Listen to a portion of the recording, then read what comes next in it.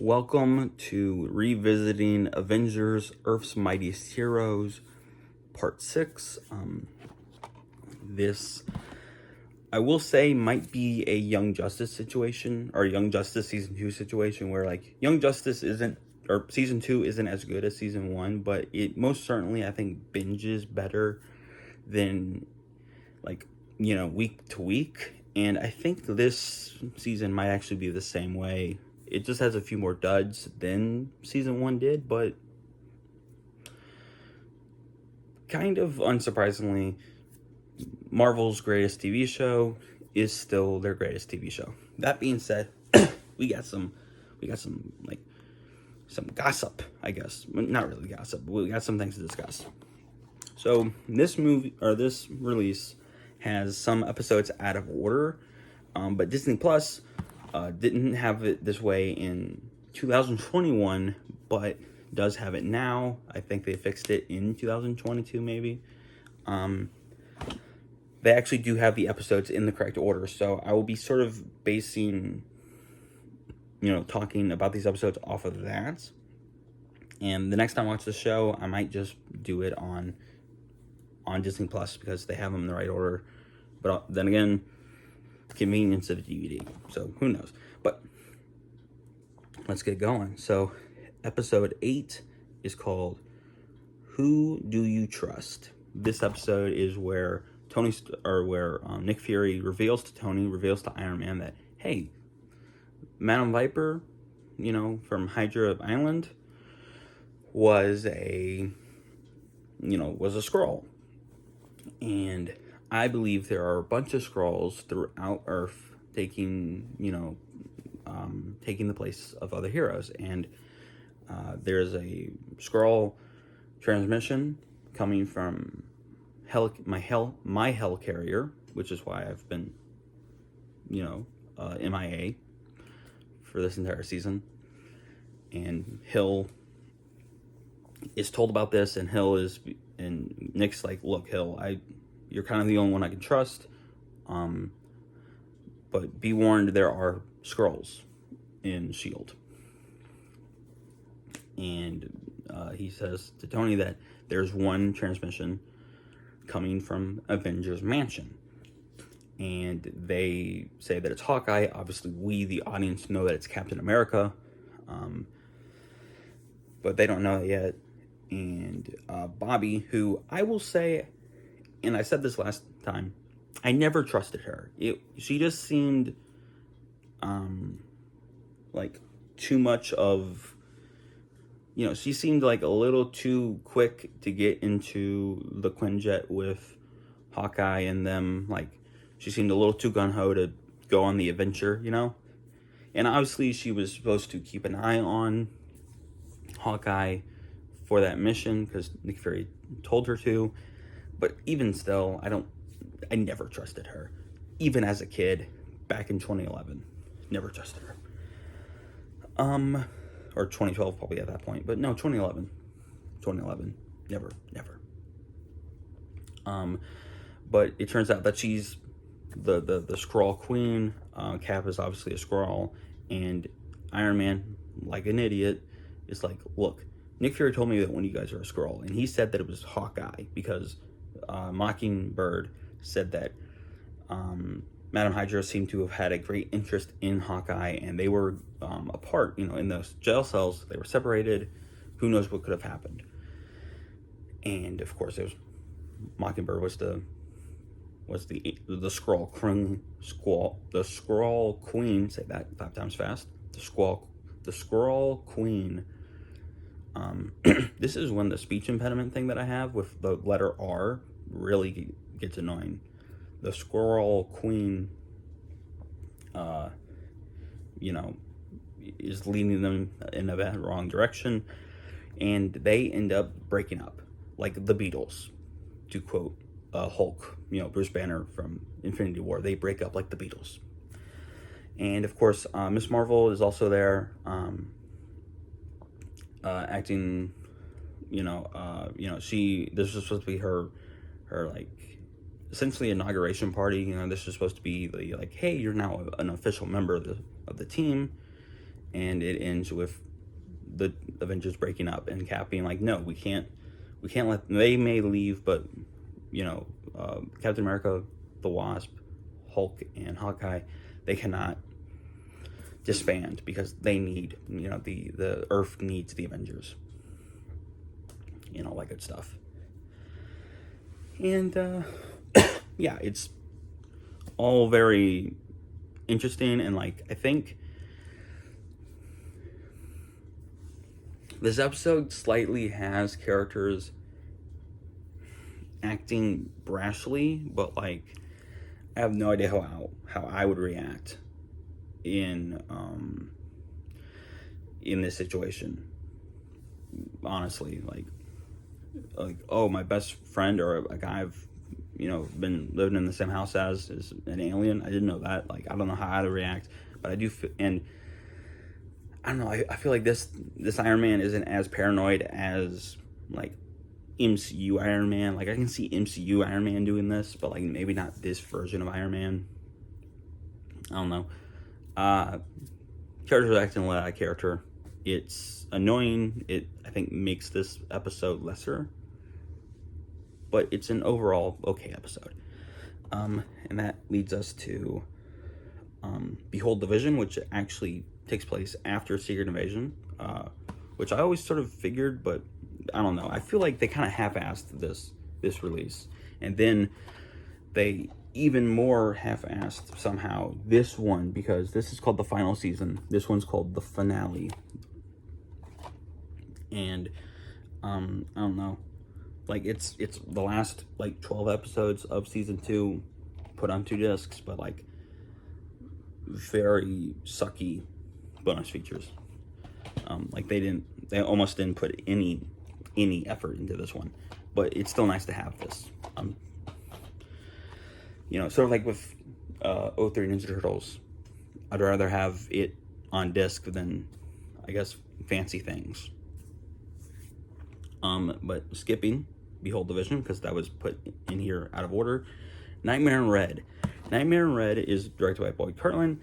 Last time I said that I think he directed more episodes than this, and but in the back of my mind I was just like, wait, but what if he didn't? What if this is his last episode? He didn't. He directed more episodes, and we're the better for it.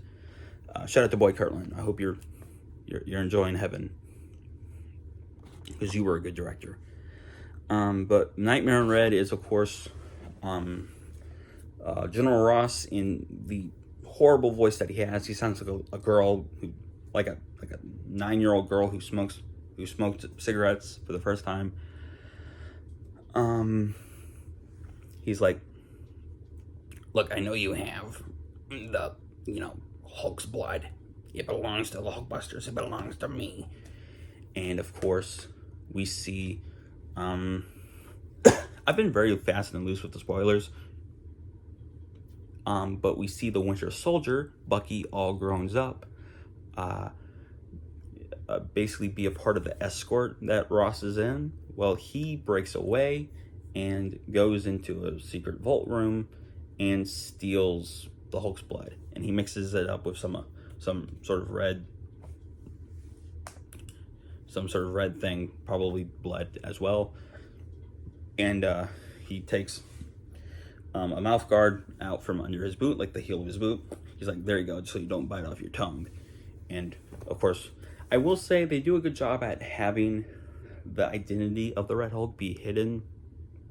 You can kind of tell, it's a white shirt with I don't even know if it's black pants, but it's a white shirt with black pants, and the dude, and I mean, because it's just some generic dude with no face,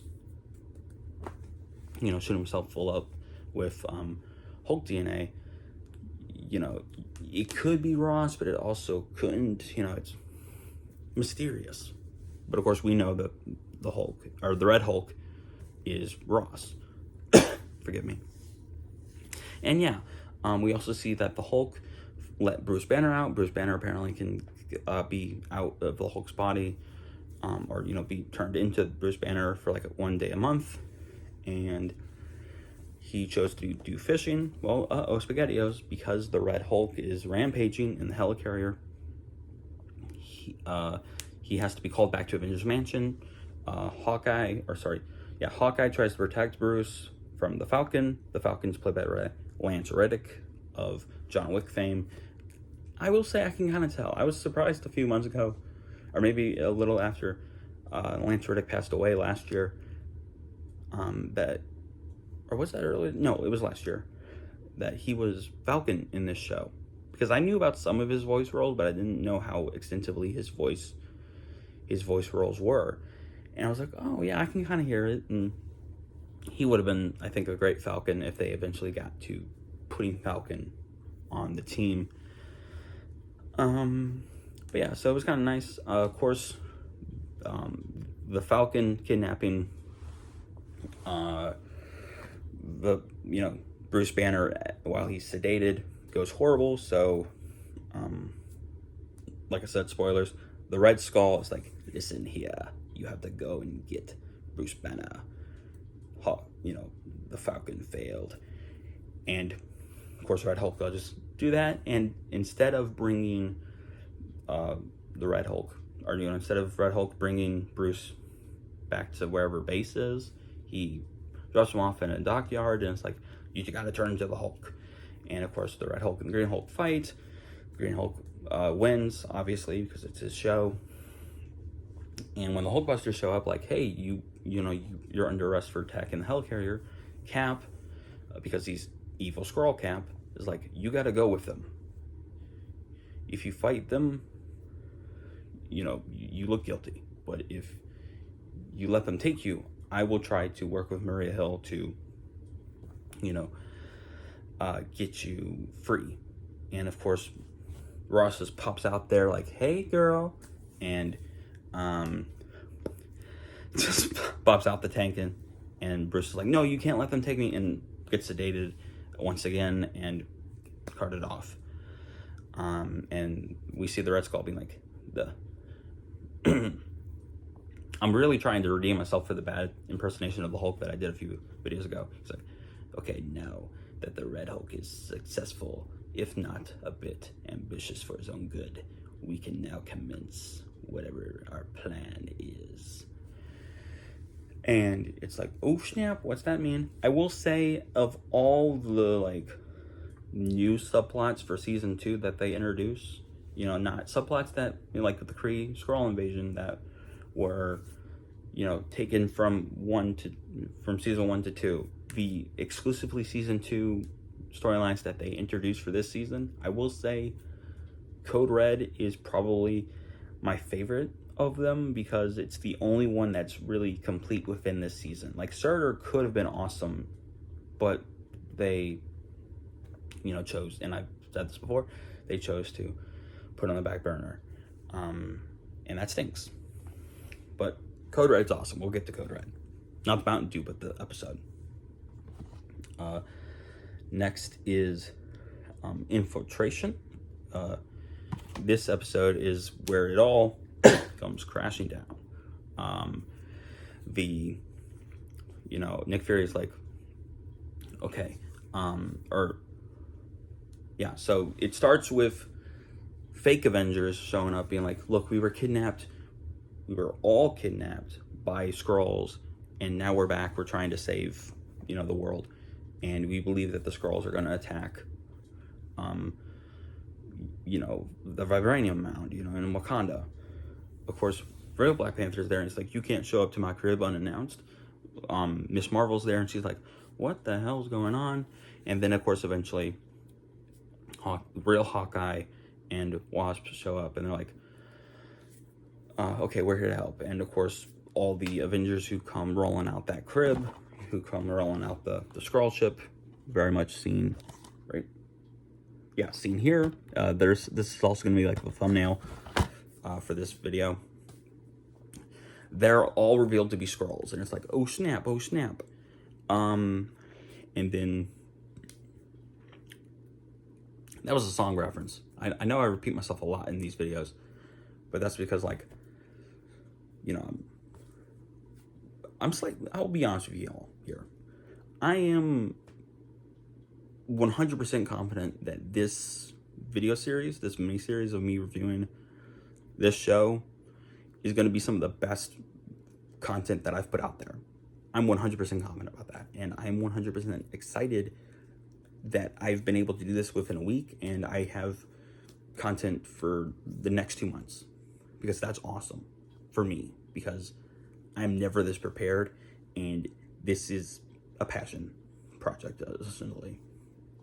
That being said, slightly nervous that it's gonna fail. Slightly nervous this is gonna flop. If you are watching this right now, thank you so much. But I'm not gonna lie to you. I'm thinking, even now, this early, I'm thinking about what I'm gonna say in my 5-year anniversary video, and just thinking about the last 5 years of YouTube, and thinking about how much trials and tribulations were involved. I don't know. I'm 100% confident this is going to be the greatest video series that I've done in my career up to this point. But I'm also a little, nervous that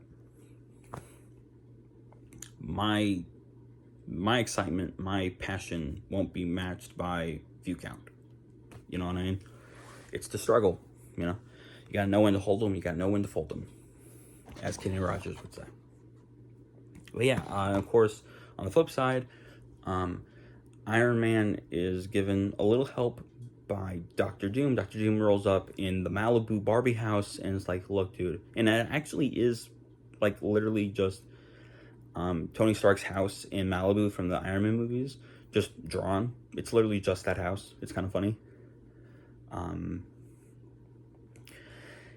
And Dr. Doom's like, look, I was trying to work on this chip that can reveal the Skrulls in their true form, but you blew it up. But you blew up my scanner like a child. Well, guess what? Here's the little disc.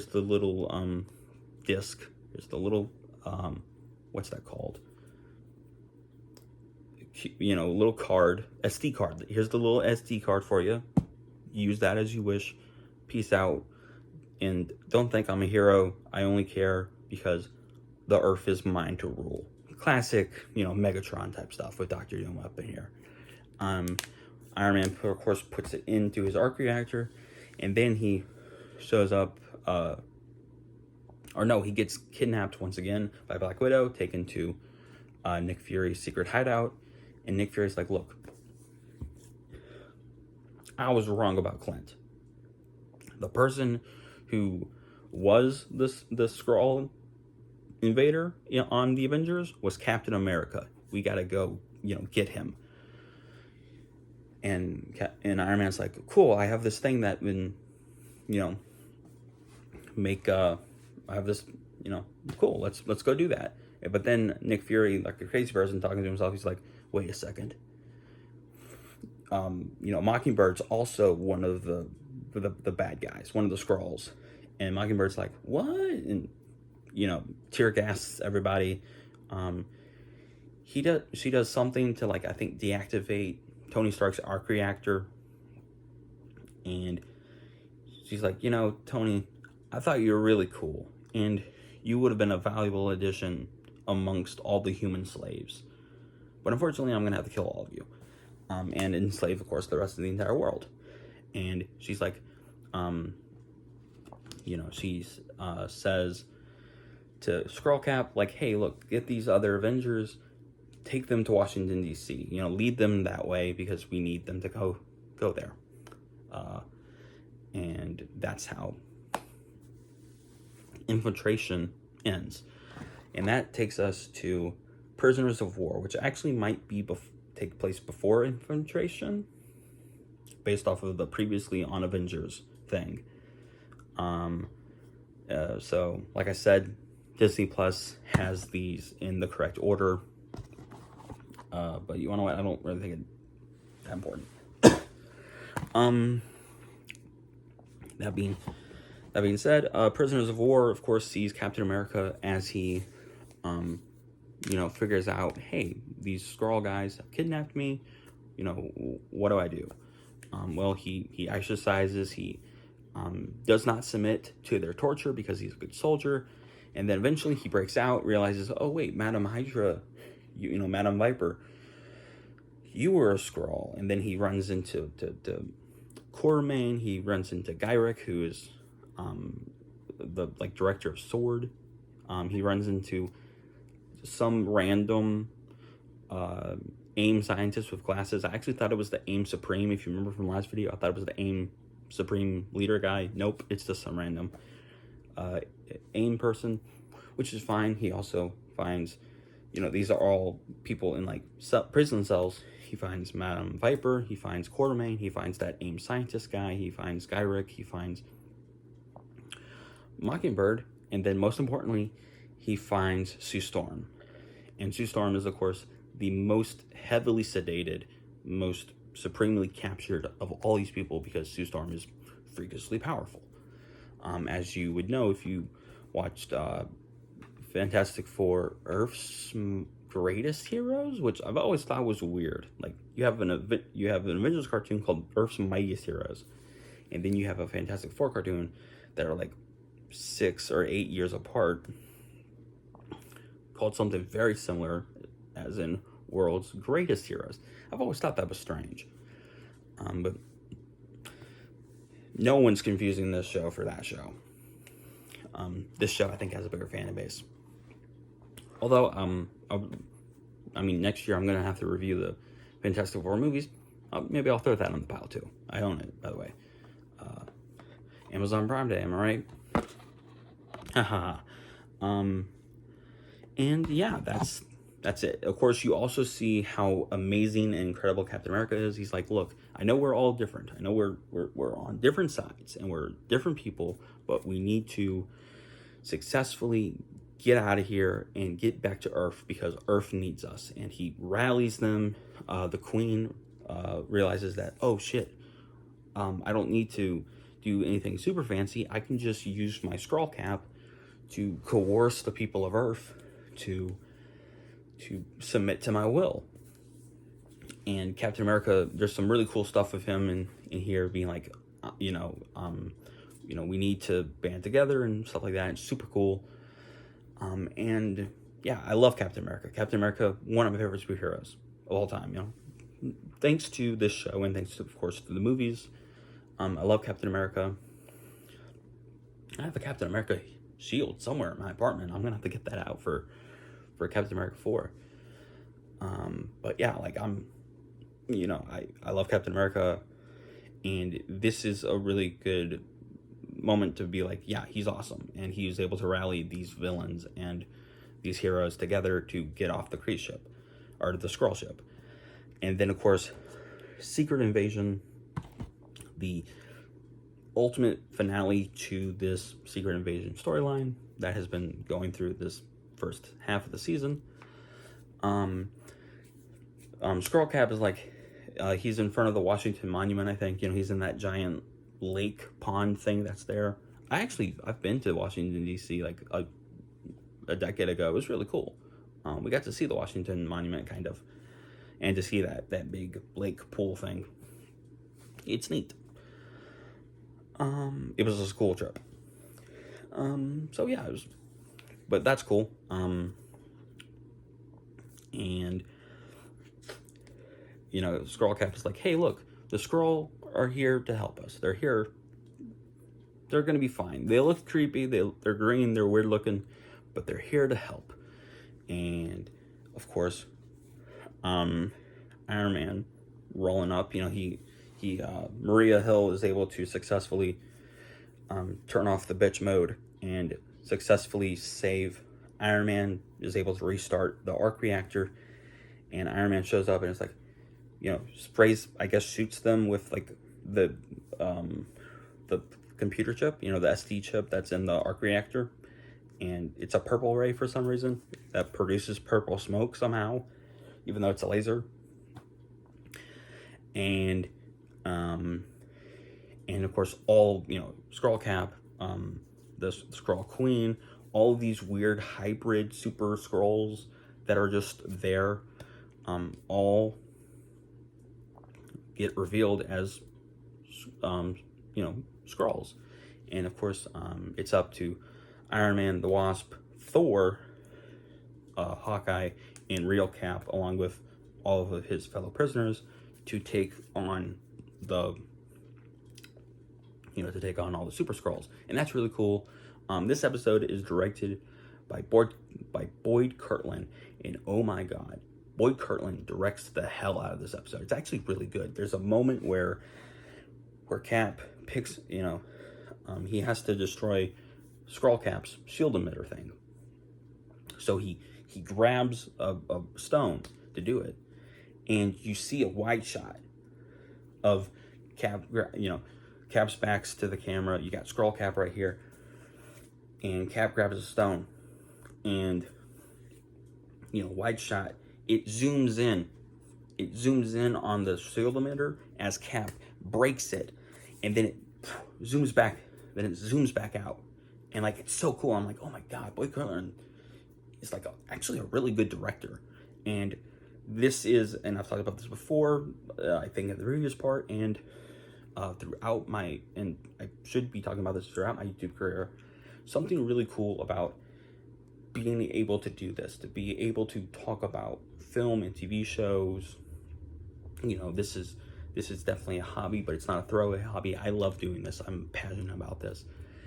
And something really cool about doing this is I'm able to notice little things like that. Notice little directing things, little writing things, little acting things that I would have never noticed if I was just some guy just watching this. Because I'd watched this show for years, never noticed that before until I have to review it and describing it to you. It's so cool. And of course, Real Cap defeats them. The Skrull are defeated. They're all put into a special little section of 42. And that's it. And Thor, because he rolls up in the club in a new Thor the Dark World-esque, also modern comic-esque outfit, where it's not like his classic look that he has throughout the rest of the show. He is like black tunic and chainmail. He looks like this instead of his classic look. And he says, look, these physical wounds, these wounds of destruction, wounds of destruction, physical wounds, these can all heal and be mended, because Washington, whatever was destroyed in Washington can be rebuilt.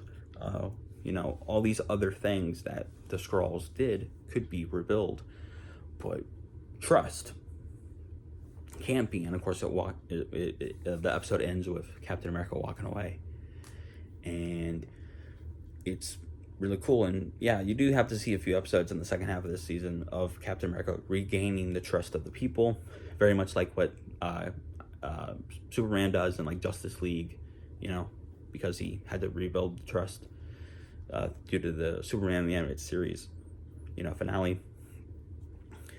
And then that leads us, of course, to Behold the Vision. Behold the Vision is like title-wise a reference to when the Vision first showed up in the comics, and the Vision is shown stealing adamantium from Weapon X, and he also has to steal vibranium, and he's specifically looking for not only just vibranium that was in the mound, but Cap's shield.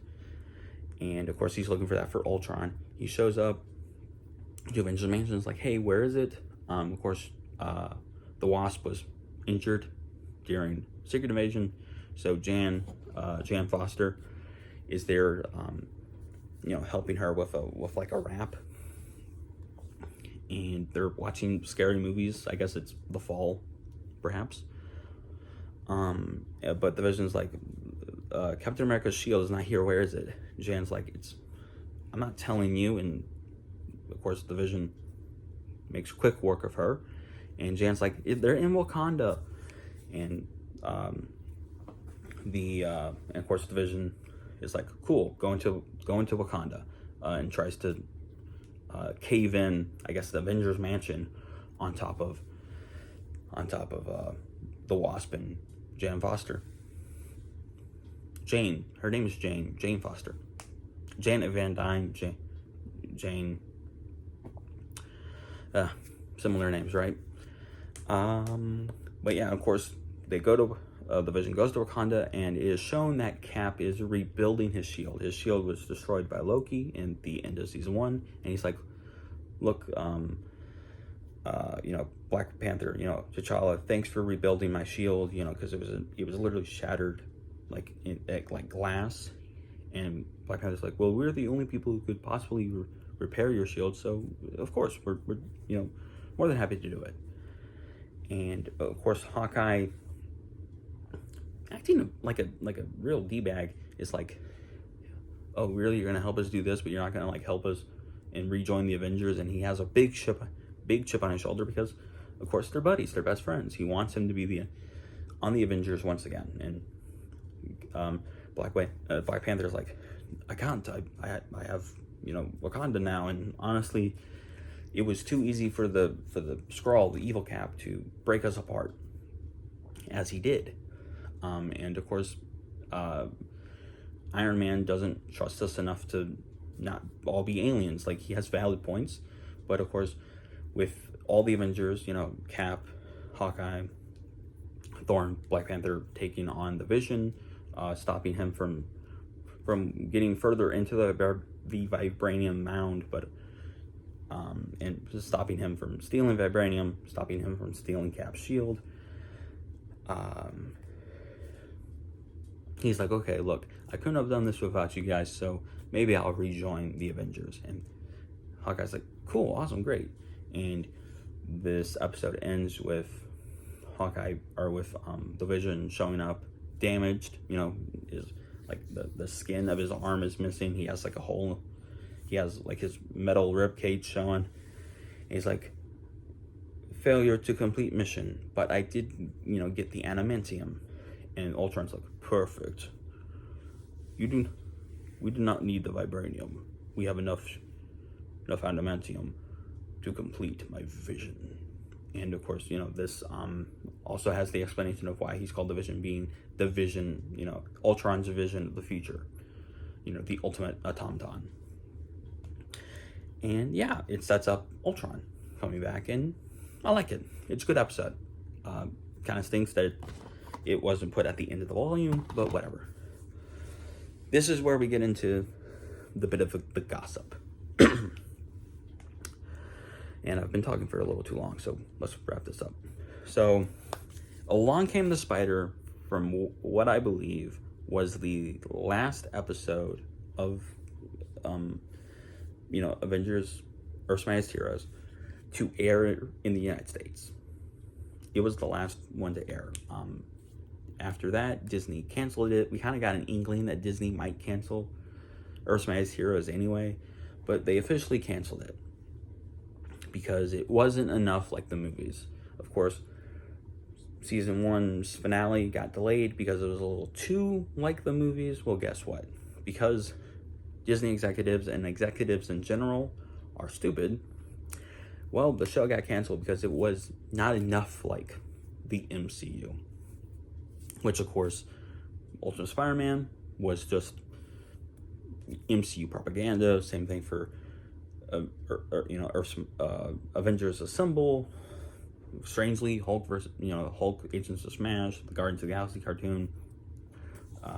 All these things were, basically like, hey, go watch the MCU where we'll do much better here, because everyone like accuses the MCU of having stupid like gag-based humor, when really that's Ultimate Spider-Man that has that kind of humor, but whatevs. And that leads us to the bonus episode of this show, an episode that was never shown on television, even though it takes place in between the whole Division and Along Came the Spider. Powerless is a weak episode. It's in, like I said, there are some episodes that are in the top, the bottom 3. Like I said in part 1, there's some episodes that are in the bottom 3. This is one of them. Powerless is one of them. So Powerless, what's that about? Well, Enchantress, now clad in red leather, with the powers gifted to her by Surtur, because she's Surtur's slave, basically. She visits Loki, because at the end of season 1, Loki got banished to an island where he got like absorbed into a tree and is dangerously close to being eaten by a giant serpent with like poisonous fangs. And chances like, look, my new master, Surtur, believes you could be useful. How would you like another shot at revenge? And Loki's like, of course. And of course, and chances is like, okay, Thor, Captain America, Iron Man, and Hawkeye are out and about. We will give you the Destroyer armor from like the first Thor movie. We'll give you the Destroyer armor. You will possess that armor, and we will depower the Avengers to the point where you can kill them. And you have to kill Thor before he gains humility. And he's like, cool, let's do it. So Thor, his powers are taken away to where he's just some big dude with a sledgehammer. Cap's, his powers are taken away, so he's scrawny Steve Rogers with a giant Cap shield and a blue Captain America t-shirt. And of course, Tony is turned into like an idiot, but he has the Mark 1 armor, and the Mark 1 armor has no power, so he can just walk around in it. Of course, Hawkeye stays the same and is written to be like dumber than usual, kind of. And here's my problem with this episode. The character arc that they've sort of forced upon Thor was done better in Thor 1, because the whole thing with Thor is that he has to regain he has to become humble. He has to gain humility. Of course, it's late at night. I'm having a hard time with words. He has to regain humility, and of course Thor doesn't have that. So he when his leg gets broken by one of the wrecking crew, and of course the sledgehammer breaks in half because the destroyer is made out of some kind of alien metal, he's like, oh, this is hopeless. I'm just some mortal in a mortal body. And he gains humility because he gets up and he takes a swing, but this time with the broken sledgehammer, the stick. He takes another swing at the destroyer, and now he's Thor again. It's very much weak and very much lackluster in a show that has some great character moments. Even in the worst episodes, there are still great character moments. This episode has none.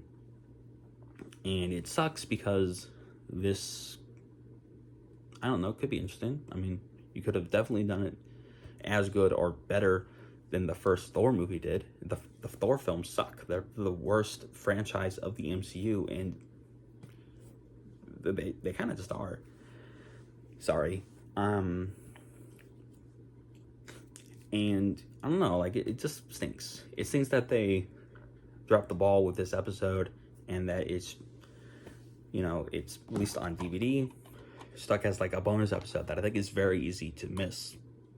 And of course, it doesn't really matter all that much, especially since the Surtur stuff, it ends with, of course, Loki failing and the Enchantress being like, Surtur, sorry, Loki's as useless as we thought he'd be.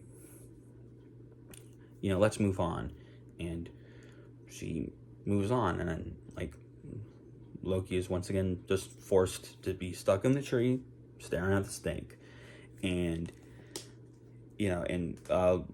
Surtur does say something about how soon, it won't matter that much, because both mortal and Asgardian will fear my wrath when I bring about Ragnarok. And as I said during Better Ray Bill episode, which is an episode I loved, I said that this storyline, got put on the back burner because they were saving it, I guess, for season 3. And of course, saving it for season 3 was a bad idea because the show got canceled. And I will say, I think I kind of can see why this episode, was never aired. I mean, the giant snake, kind of scary. The idea that she just sucks Loki further into the tree, kind of scary. Or actually, he's hanging up by like vines, and she like tightens the vines around his mouth. She's wearing like dark red leather. This is a very, I guess thematically speaking, dark episode because Thor is depressed he's like forcibly depressed because he has a broken leg, and he's like talking about how horrible it is to be a human being and like, immortal. And like, honestly, yeah, this episode, it's a little dark. It's a little, like disturbing. Like, I can see why this episode got canceled, or why this episode, got put on the don't air this, put it on the DVD list. And I mean, this show got canceled for the stupid reason of, I think, no toy sales, and of course also not enough like the MCU.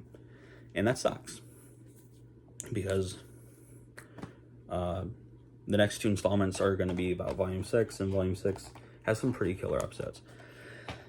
This video was surprisingly long.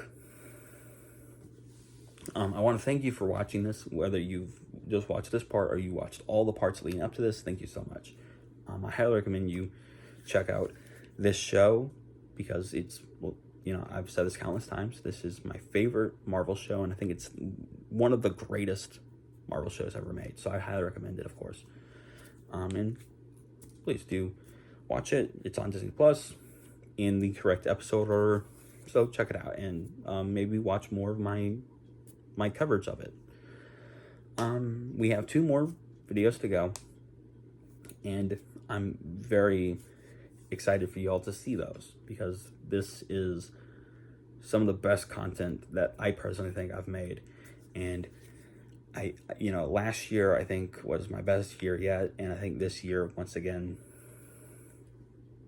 is another good year, and I hope to continue to get better and better as a YouTuber.